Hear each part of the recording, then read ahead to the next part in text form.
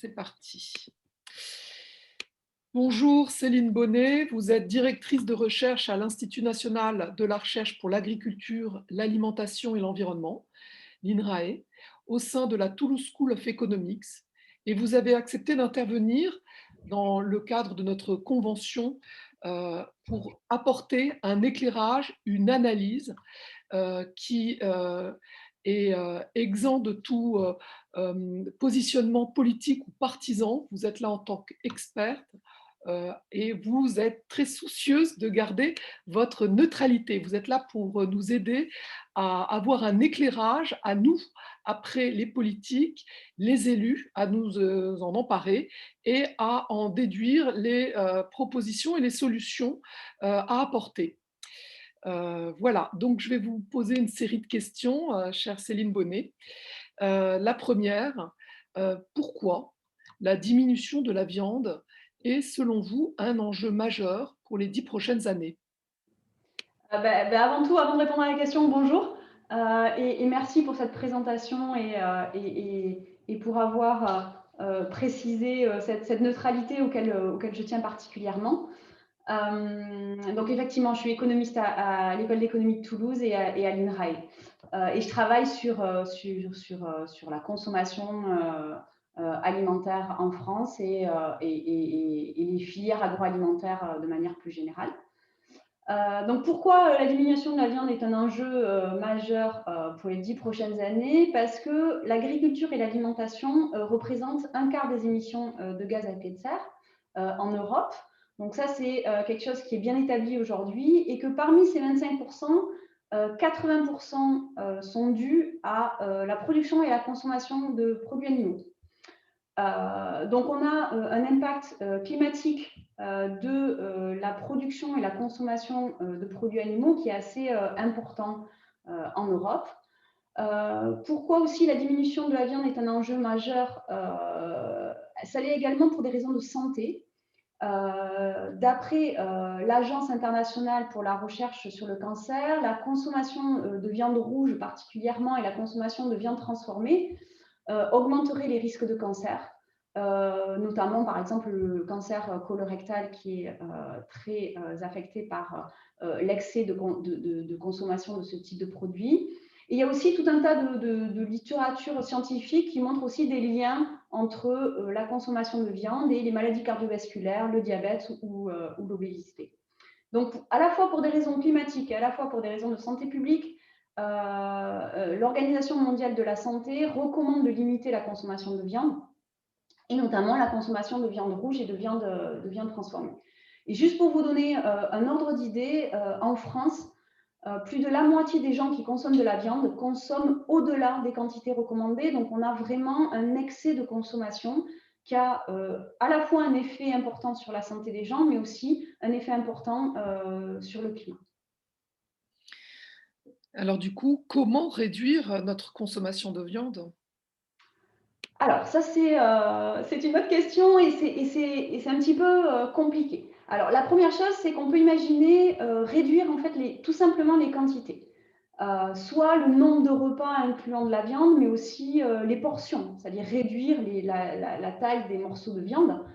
Globalement, même si ce n'est pas vrai pour toutes les populations, et peut-être qu'on y reviendra un petit peu plus tard sur ce point-là, en fait, la quantité de viande pourrait être réduite dans notre alimentation sans compensation, puisque globalement, en France, les apports caloriques sont bien supérieurs en fait, aux recommandations nutritionnelles que l'on peut avoir. Donc, on peut, voilà, dans un premier temps, réduire les quantités, mais on peut aussi imaginer substituer les produits animaux par des produits végétaux, donc des légumes, des légumineuses, et notamment les légumineuses qui sont riches en protéines et qui permettent de compenser un petit peu la diminution des apports protéiques via la viande. Après, un petit bémol, il faut faire attention à toute une offre alimentaire végétale ultra transformée qui arrive dans les rayons et qui, de mon point de vue, ne sont pas les meilleurs pour la santé à cause de cette ultra transformation des produits. En tant qu'économiste, quelle politique publique préconisez-vous? Qu'est-ce qu'il faudrait mettre en place? Alors ça aussi, c'est compliqué. Il y a, alors pas forcément sur la viande, mais de manière générale, pour lutter contre les problèmes de santé publique, contre l'obésité, le surpoids, etc., il y a tout un tas de campagnes qui ont été mises en place depuis de nombreuses années en France, en Europe, mais aussi dans le monde entier. Donc, on pourrait classer ces politiques en trois grandes classes. Il y a les politiques d'information et d'éducation qui permettent de modifier le comportement des consommateurs en lui apportant une information plus précise sur le comportement qu'il devrait avoir. Je vais y revenir après, je vais détailler un petit peu plus. Il y a une deuxième classe qui est plutôt des politiques qui pourraient changer l'environnement auquel le consommateur fait face, c'est-à-dire soit on va changer les prix relatifs des produits, soit on va changer la qualité nutritionnelle des produits qui sont offerts. Et enfin, une dernière classe de politique publique, c'est plutôt des outils politiques qui permettent de modifier les comportements sans trop les heurter. Donc, ce sont des outils comportementaux qui agissent plutôt sur les habitudes alimentaires. Donc, par exemple, pour revenir sur les politiques d'information et d'éducation, elles sont implémentées depuis de nombreuses années maintenant, 20, 30 ans. On connaît par exemple les célèbres campagnes Manger 5 fruits et légumes par jour ou Manger bouger, des campagnes telles que celle-là. Ce qu'a montré la littérature, c'est qu'elles ont eu des effets, mais relativement faibles, pour vraiment changer les comportements alimentaires. Et dans le cas de la consommation de la viande, le problème est que la viande est un produit qui est ancré dans notre culture, qui est ancré dans nos habitudes alimentaires. Et il y a beaucoup d'idées fausses sur sa nécessité à chaque repas. Donc, même si ces campagnes d'information et d'éducation, finalement, ont des effets relativement modestes, il est quand même nécessaire et important de continuer à éduquer les gens et à informer les gens sur, finalement, qu'est-ce qu'une bonne alimentation parce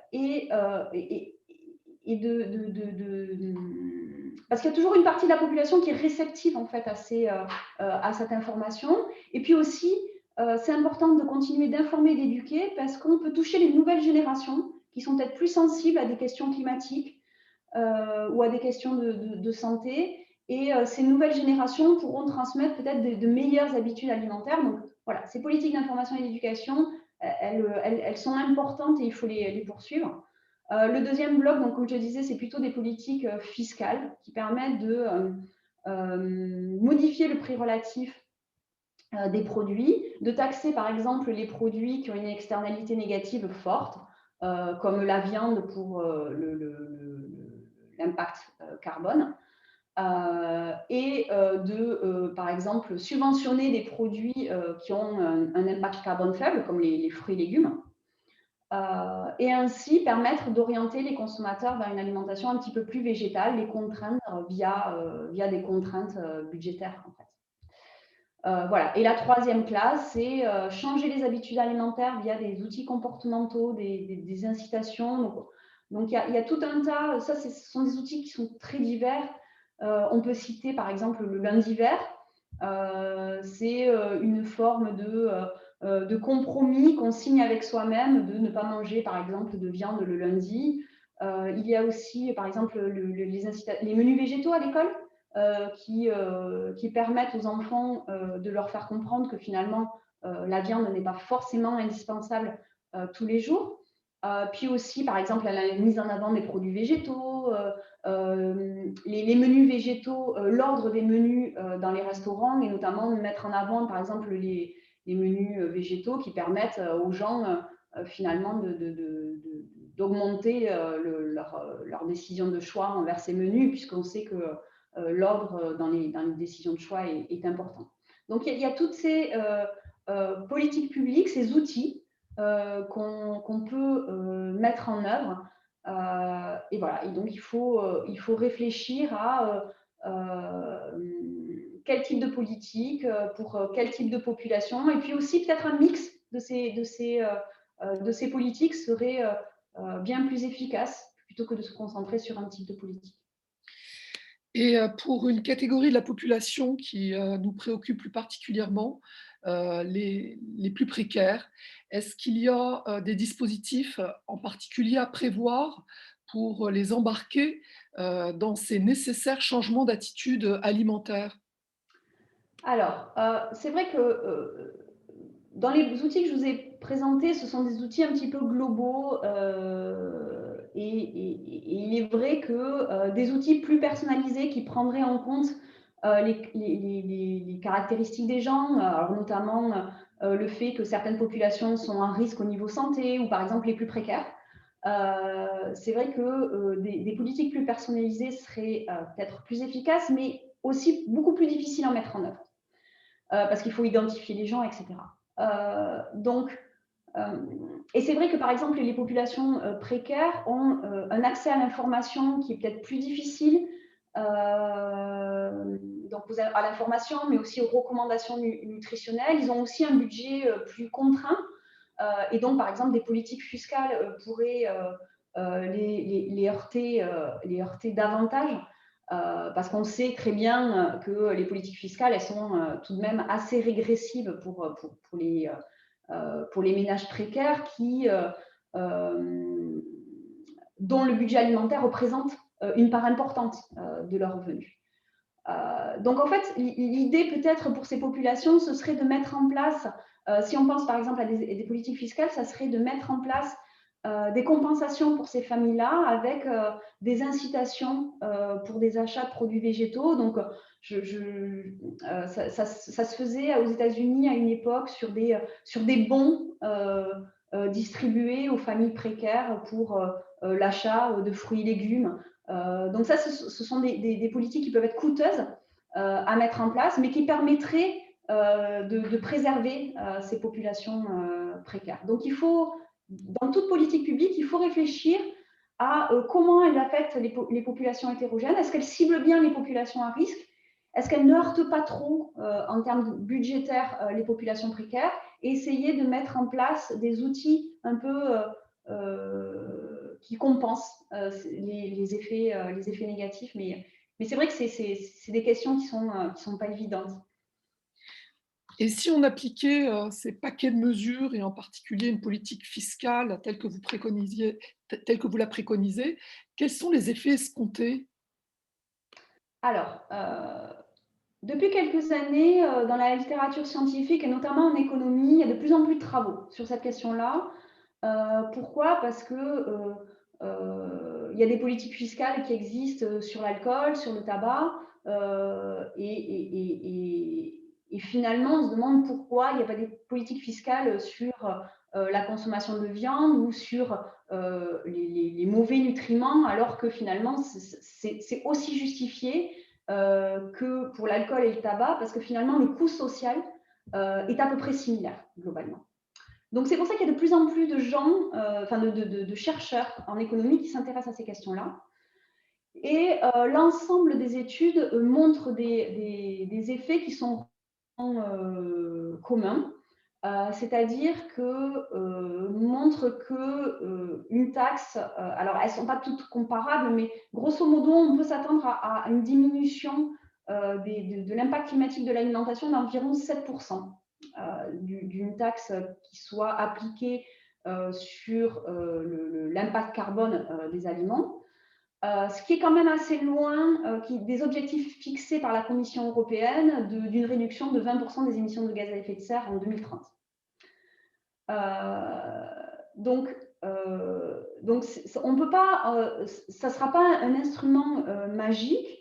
En revanche, ces politiques fiscales, elles doivent être bien designées parce que on peut avoir des effets pervers sur la qualité nutritionnelle de la diète.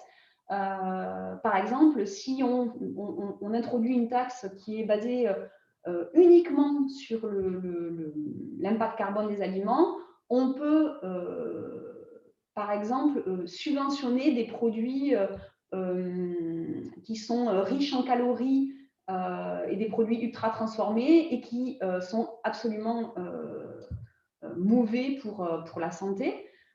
Donc, il faut faire attention à la façon dont on met en place ces taxes et la façon dont on cible les différents produits. Et donc, peut-être mettre en place comme je disais tout à l'heure, et ça va dans le sens des populations précaires, de mettre en place des politiques compensatoires de subventions sur des bons produits qui seraient, sur lesquels il serait important d'avoir des consommations plus importantes. Et ce qui est sûr, c'est que on ne peut pas attendre d'une politique fiscale tout, et que c'est important, et c'est ce que je disais tout à l'heure quand je disais qu'il fallait un mix des politiques fiscales, c'est-à-dire qu'il faut continuer d'éduquer et de changer les habitudes alimentaires en profondeur, d'une part pour que ces politiques fiscales soient comprises et admises par nos citoyens, mais aussi parce qu'elles ne suffiront pas à changer, une variation de prix ne suffira pas à changer les comportements en tant que tels. Il faut que les habitudes alimentaires changent en profondeur. Et puis aussi, je finirai juste là-dessus, je déborde un peu de la question, mais il faut aussi que les citoyens, qu'ils soient français, européens ou dans le monde, prennent conscience aussi de cette urgence climatique et sanitaire, parce qu'il y a aussi un problème de santé publique important dû à une mauvaise alimentation. Et participent activement de leur plein gré à la réduction des émissions de gaz à effet de serre, et donc changent leurs habitudes pour aussi, de manière collective, essayer d'avancer ensemble dans le bon sens. Donc une politique fiscale peut avoir des effets, mais elle n'aura pas tous les effets escomptés elle seule, et il faudra que il y ait des tas d'initiatives, que les gens changent, et que aussi les gouvernements continuent de déployer des campagnes d'information, d'éducation et d'autres outils pour que vraiment l'ensemble des populations qui sont souvent sensibles de manière hétérogène à divers politiques, pour que l'ensemble de la population puisse aller dans le même sens. Pour la nécessaire prise de conscience collective de cet enjeu majeur, de la réduction de notre consommation de viande et de nos changements d'attitude alimentaire.